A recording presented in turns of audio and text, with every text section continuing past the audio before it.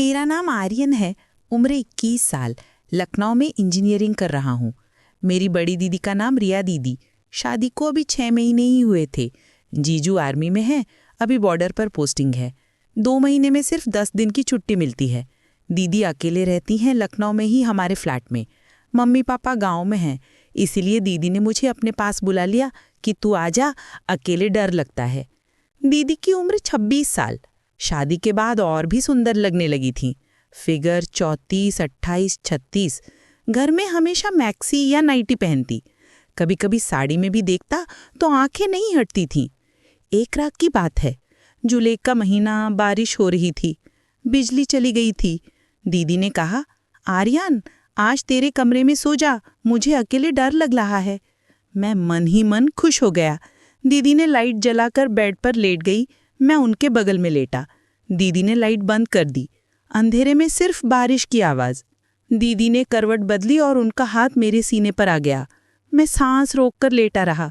दीदी ने धीरे से पूछा, सो गया क्या? मैं बोला, नहीं दीदी। दीदी ने हल्के से हंसकर कहा, तेरी जीजी को नींद नहीं आ रही, तू कुछ देर बातें करना। बातें करते करते दीदी मेरे और करीब आ गई। उनका बदन मेरे बदन से छू रहा था। दीदी ने अचानक कहा, आर्यन तू बड़ा हो गया है ना, अब तेरी भी कोई गर्लफ्रेंड होगी? मैं शर्माते हुए बोला, नहीं दीदी, अभी नहीं। दीदी हंसी, झूठ मत बोल, कोई तो होगी।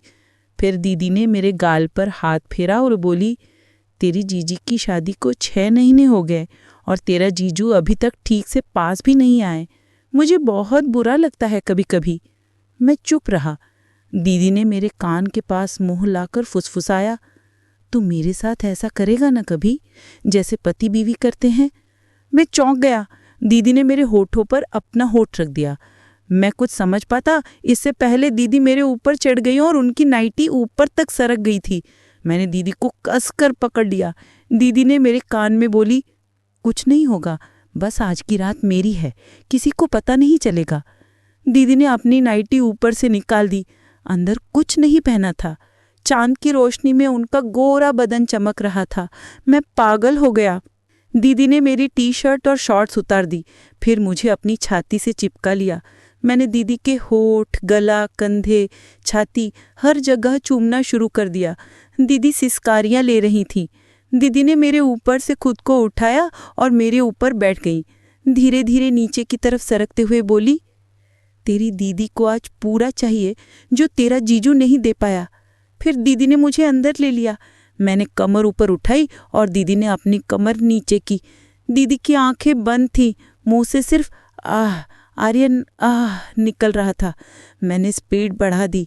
दीदी मेरी पीठ पर नाखून गाड़ रही थी। करीब आधे घंटे तक हम दोनों एक दूसरे में खोए रहे।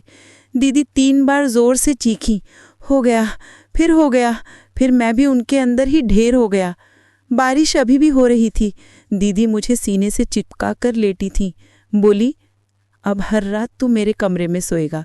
जब तक तेरा जीजू नहीं आता तू ही मेरा पति है। उसके बाद जब भी जीजू बाहर होते, दीदी का मैसेज आता, आज बारिश हो रही है, तू आ जा, तेरी दीदी तुझसे बहुत प्यार करती है। दोस्तों, ये थी मेरी और रिया दीदी की वो गुप्त रातें। पार्ट 2 में बताऊंगा कि कैसे एक बार मम्मी पापा अचानक आ गए और हम बाल बाल बचे। कमेंट में पार्ट 2 चाहिए लिख दो। सब्सक्राइब करो, बेल ऑन करो।